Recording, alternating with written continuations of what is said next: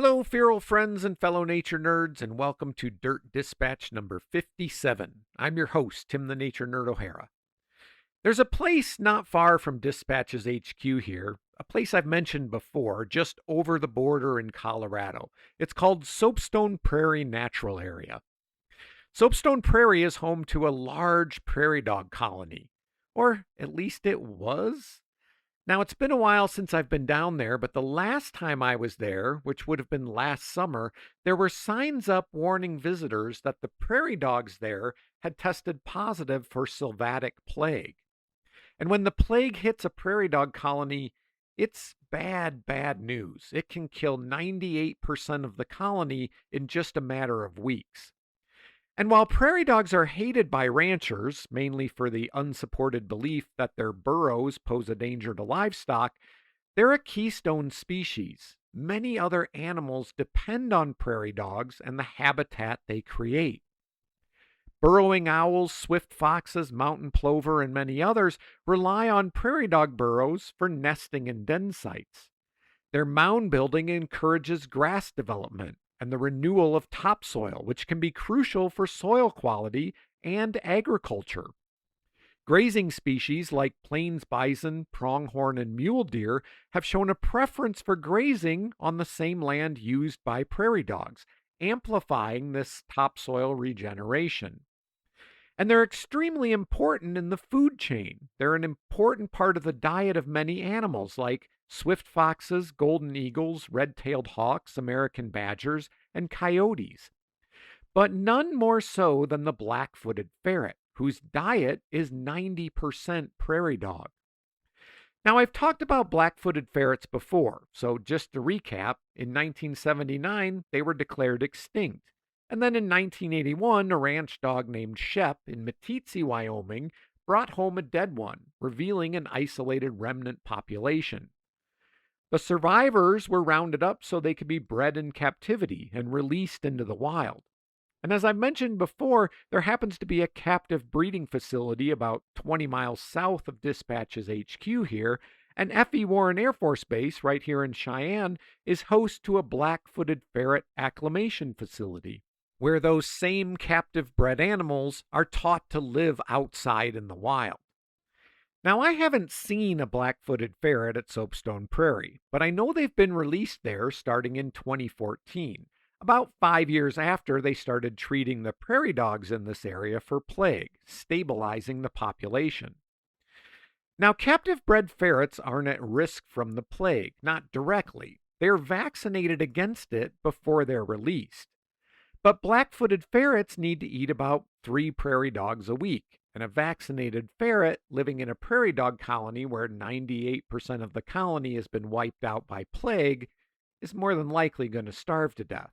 So, what do? Well, how about build a drone that will shoot vaccine-infused Reese's Pieces at prairie dogs? Okay, not literal Reese's Pieces, but peanut butter flavored pellets about the size and weight of an M&M or a Reese's Pieces. Between 2001 and 2008, researchers from the University of Wisconsin and the USGS National Wildlife Health Center developed an oral vaccine that could be baked into a pellet to be eaten by prairie dogs. It needed to be small enough for the prairie dogs to handle, durable enough to survive being dropped from the air, and appealing enough that the prairie dogs would actually eat it. Sweet potato, blueberry, and peanut butter flavors were tested, with peanut butter coming out as the overwhelming favorite, and who can blame them?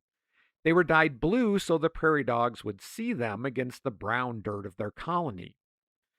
Each pellet contains a single dose of the vaccine, good for about 9 months. The target density was 50 pellets per acre, spaced roughly 30 feet or 9 meters apart, so that no one prairie dog would pig out on a whole bunch of pellets. The goal is to get at least 75% of the colony vaccinated, so the entire colony can then benefit from herd immunity. The next big challenge was scale.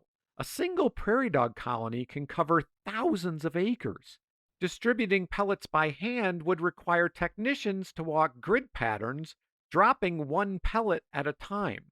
That's okay for a 50-acre test plot, but not really feasible for the 56,000-acre UL Bend National Wildlife Refuge in northeastern Montana, one of the most important ferret reintroduction sites in the country, and a place where plague had already decimated 2,000 out of 3,000 acres of prairie dog habitat. Enter the drones. In 2016, a team of engineers built three custom delivery systems. The first was a GPS guided drone capable of flying a pre programmed grid pattern, shooting the vaccine infused edibles out 30 feet on either side of the aircraft. This system can accomplish the job 6 times faster than technicians dropping the pellets by hand. For places where drones can't be used, like Rocky Mountain National Arsenal near Denver, which is located in Denver International Airport's flight path, two different ATV mounted dispensers were built. One, a single pellet dispenser, the other, a triple pellet shooter for faster coverage. Now, I know that the Soapstone prairie dogs, at least in some areas of the park, were vaccinated, but I don't know how severe this most recent outbreak was, or if the prairie dogs are making a comeback. I couldn't find any information on the status of the colonies there. But the last time I visited, they seemed noticeably reduced in number. Now, I'm hoping to get down there soon and see for myself, and I'll let you know what I find. There's about 300 black-footed ferrets currently in the wild, and as the article I read about this effort put it, the species' survival depends in part on whether a frozen peanut butter pellet the size of an M&M thaws at the right speed inside a drone-mounted dispenser flying a GPS grid over a prairie dog colony that has not yet been hit by a disease the prairie dog has no natural defense against. When you put it that way, it makes it sound like a challenge. One commenter on the article also made what I thought was a great point. They said that this whole effort could be disingenuously framed. For example, a clickbait headline could read something like, "Scientists spend millions of dollars to determine if prairie dogs prefer sweet potato, blueberry, or peanut butter," when the reality is much different. So, when you see a headline like that, or you hear people bring up those types of misleading claims, remind them that there's probably more to it, a larger effort to save a species. And with that, my feral friends, we've come to the end of another Dirt Dispatch. Thanks for listening. If you'd like to support the podcast, here's how you can do that. Become a patron. Subscriptions start at just $5 a month, and with 3 paid months, you get some very cool Dispatches from the Forest merch. You can find all the details at patreon.com/dispatchesfromtheforest. You can donate using PayPal or Venmo, and my email address, dispatchesfromtheforest@gmail.com. You can also use that address to email me if you have a question, a comment, or a request for a future episode. You can donate using the Cash App and the hashtag #ForestNerd, or if you prefer to send a check, send me a message and I'll provide you with my mailing address. Check out the merch store at cafepress.com/shop/dispatchesfromtheforest. Click on products, find something you like. Finally, follow Dispatches from the Forest on Instagram, Facebook, TikTok, and YouTube. I'm your host, Tim the Nature Nerd O'Hara, reminding you to go outside and get dirty.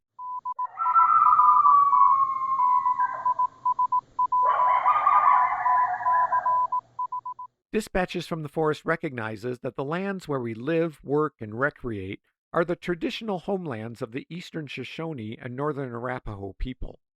We understand that this land holds immense significance for the original stewards, Native nations, and peoples of this region.